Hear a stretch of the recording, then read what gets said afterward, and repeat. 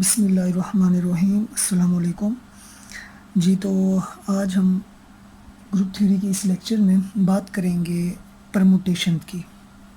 ठीक है, परमुटेशन क्या है हमारे पास ग्रुप थ्योरी में।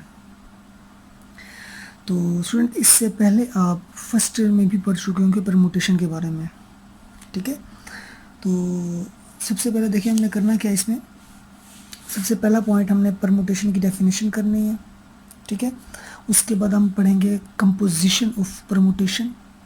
उसके बाद हम सिमेट्रिक ग्रुप के बारे में पढ़ेंगे और उसके बाद अल्टरनेटिंग ग्रुप के बारे में। ठीक है, और साइकिल्स भी पढ़ेंगे कि परमुटेशन में साइकिल क्या होते हैं।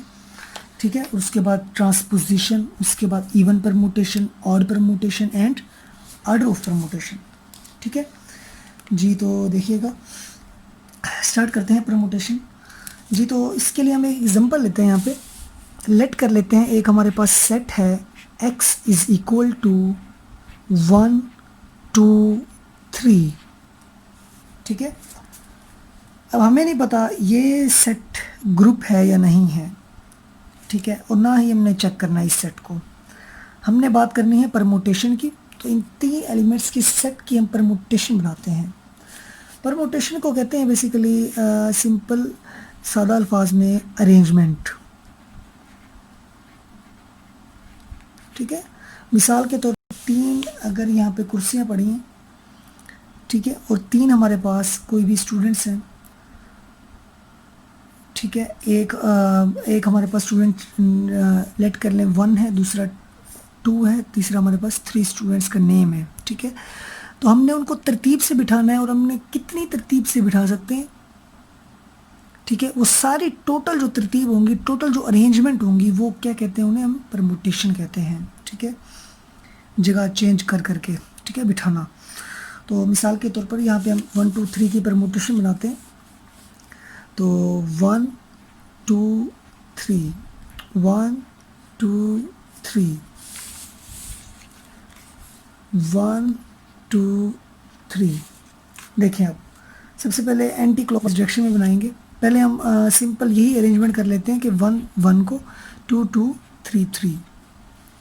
ठीक है, मतलब फर्स्ट अरेंजमेंट ये।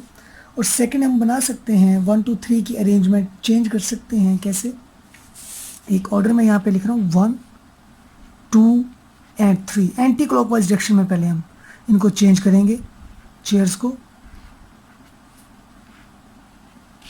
क्योंकि पहले हमने 1 से स्टार्ट किया। देखिए 1 फिर 2 फिर 3। अब उसके बाद पहले 1 से स्टार्ट किया, अब 2 से स्टार्ट करेंगे, फिर 3 से स्टार्ट करेंगे। जी, 2 से स्टार्ट करें, 2, उसके बाद 3 और उसके बाद 1। फिर अब 3 से स्टार्ट करेंगे, 3 1 2। ठीक हो गया, ये है एंटी क्लॉकवाइज डायरेक्शन। अब हम क्लॉकवाइज डायरेक्शन में बात करेंगे। तो ऐसे चलना है उलट। अब 1 यहाँ से, ठीक है, फिर यहाँ से, इस तरीके से। ठीक है, तो पहले अब 1 3 2 आएगा। तो 1 2 3 पहले लिख लेते हैं हम। 1 2 3 1 2 3। जी, तो अरेंजमेंट बनाए क्लॉकवाइज एंटी क्लॉकवाइज डायरेक्शन में 1 3 2। जी, तो क्या आ जाएगा 1 3 2। ठीक है, अब उसके बाद पहले हमने 1 से स्टार्ट किया, फिर हम 3 से स्टार्ट करेंगे, 3 2 1। अब हम 2 से स्टार्ट करेंगे, 2 1 3। तो ये हमारे पास इन तीन नंबर्स की, तीन चेयर्स की टोटल अरेंजमेंट आ गई। परमुटेशन को बेसिकली हम डिनोट करते हैं इन ब्रैकेट से लगा के। ये हमारे पास 6 परमुटेशंस आई हैं, 6 अरेंजमेंट्स आई हैं इन तीन नंबर्स की। इसके अलावा कोई अरेंजमेंट नहीं हो सकती। पहले क्या 1 2 3 तरतीब से बिठा दें, फिर हमने 2 से स्टार्ट किया, फिर 3 से स्टार्ट किया।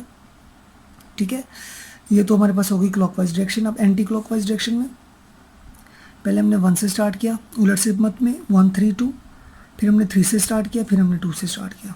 ठीक है, तो ये टोटल 6 अरेंजमेंट बनी है। अगर हम इसको लेट कर लें, ये भी हमारे पास कोई देखें 1 1 को मैप कर रहे हैं ना, 2 2 को, 3 3 को, इसको हम लेट कर लेते हैं। ये आई है, और ये लेट कर लेते हैं F1, और ये लेट कर लेते हैं F2, और ये लेट कर लेते हैं F3, और ये हमारे पास F4, और ये हमारे पास क्या है F5।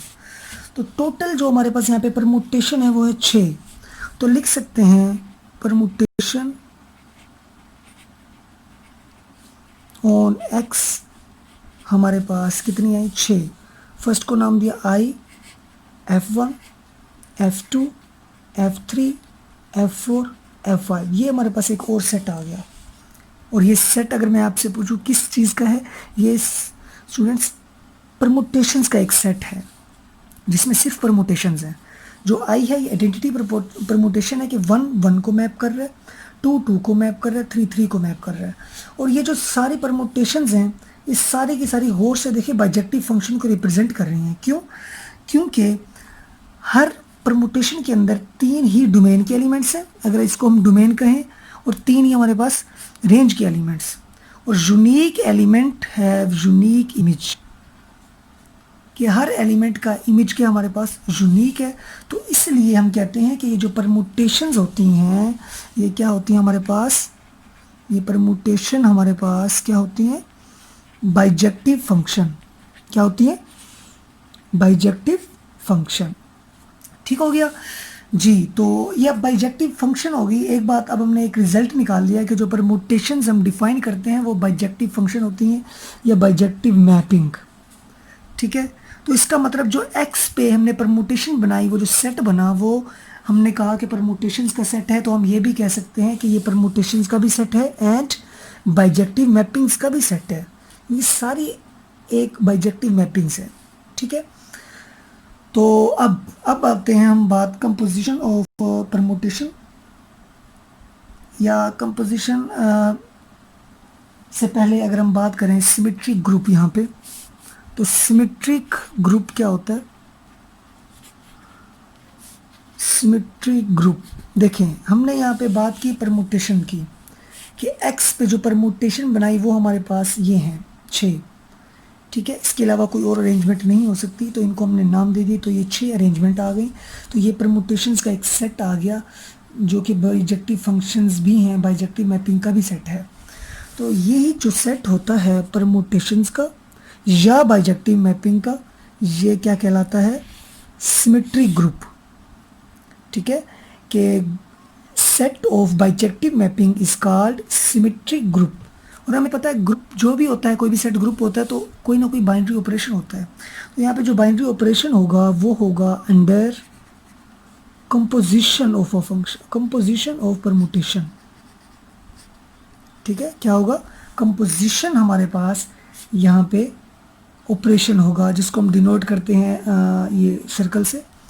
ठीक है, तो इसका मतलब, और सिमेट्रिक ग्रुप को डिनोट करते हैं SN के साथ। तो इसका मतलब ये है कि ये जो सेट है, ये सेट हमारे पास SN बाइजेक्टिव मैपिंग्स का एक सेट है जो कि हमारे पास एक ग्रुप है। ठीक है, तो बाइजेक्टिव मैपिंग के सेट को क्या कहा जाता है? Symmetric group. और यहाँ पे ऑर्डर कितना होगा? ये बेसिकली जितने एलिमेंट्स x के थे, तो x की कितनी डिग्री थी? 3। तो यहाँ पे n की वैल्यू हमारे पास कितनी आ जाएगी? 3। ठीक है, और इसका ऑर्डर कितना है S3 का?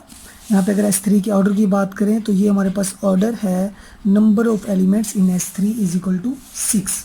और ये फार्मूला होता है इसका फाइंड करने का 3 फैक्टोरियल। इसका मतलब ये है, यहाँ पे तो 3 एलिमेंट्स थे, उसका हमने परमुटेशंस बनाई, तो परमुटेशंस का जो सेट बना उसे हम क्या बोलते हैं? Symmetric group. वो एक ग्रुप बनाता है अंडर कंपोजिशन एज ऑपरेशन। ठीक है, तो अब हम बात करते हैं इसके ऑर्डर की। ऑर्डर जो होता है इसका, अगर लेट कर लें n एलिमेंट्स हैं, तो n ऑर्डर का जो सिमेट्रिक ग्रुप होगा, n डिग्री का जो सिमेट्रिक ग्रुप होगा, वो हमारे पास क्या होगा? n factorial. n factorial is the order and n is the degree.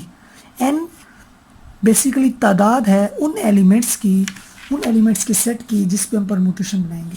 ठीक हो गया, this is the symmetric group. अब बात करते हैं अल्टरनेटिंग ग्रुप। अल्टरनेटिंग ग्रुप क्या है? अल्टरनेटिंग ग्रुप होता है बेसिकली, यहाँ पे 2 परमुटेशंस होती हैं, एक होती है इवन परमुटेशन। ठीक है, इवन परमुटेशन, और उसके बाद हमारे पास क्या होती है? Odd permutation. ठीक है, तो इवन परमुटेशन जो हमारे पास होंगी, इवन परमुटेशंस का जो ग्रुप, देखें यहाँ पे 6 है, तो इसमें से याद रखिएगा हमेशा हाफ इवन होती हैं और हाफ क्या होती है? ऑड। ठीक है, अब ये इवन परमुटेशन, ऑड परमुटेशन क्या होती हैं इसकी भी बात करते हैं अभी। तो जो इवन परमुटेशन का जो सेट होगा, इवन परमुटेशन का जो सेट होगा, उससे हम क्या बोलेंगे? अल्टरनेटिंग ग्रुप, क्या होगा हमारे पास, अल्टरनेटिंग ग्रुप, जिसको हम डिनोट करते हैं ए एन के साथ, और इसका ऑर्डर होता है एन फैक्टोरियल ओवर 2। कैसे, वो ऐसे है कि स्टूडेंट्स हमने बात की कि हाफ इवन परमुटेशन होती हैं, हाफ ऑड परमुटेशन होती हैं, तो इसका मतलब ये है कि टोटल परमुटेशन अगर एन फैक्टोरियल है, ठीक है, तो हमारे पास जो हाफ होंगी वो एन फैक्टोरियल ओवर 2 होंगी, और ये हमारे पास क्या होंगी, इवन परमुटेशन। इवन परमुटेशन के सेट को क्या कहा जाता है, अल्टरनेटिंग ग्रुप। ठीक हो गया, उम्मीद है आपको सिमेट्री ग्रुप और अल्टरनेटिंग ग्रुप क्लियर हो गया होगा। ठीक है, तो इंशाल्लाह अब नेक्स्ट लेक्चर में हम बात करेंगे साइकिल्स की भी, ठीक है, और उसके बाद इवन परमुटेशन की भी और ऑड परमुटेशन की भी, ट्रांसपोजिशन की भी। ठीक है students, thank you so much for watching. अल्लाह हाफिज़।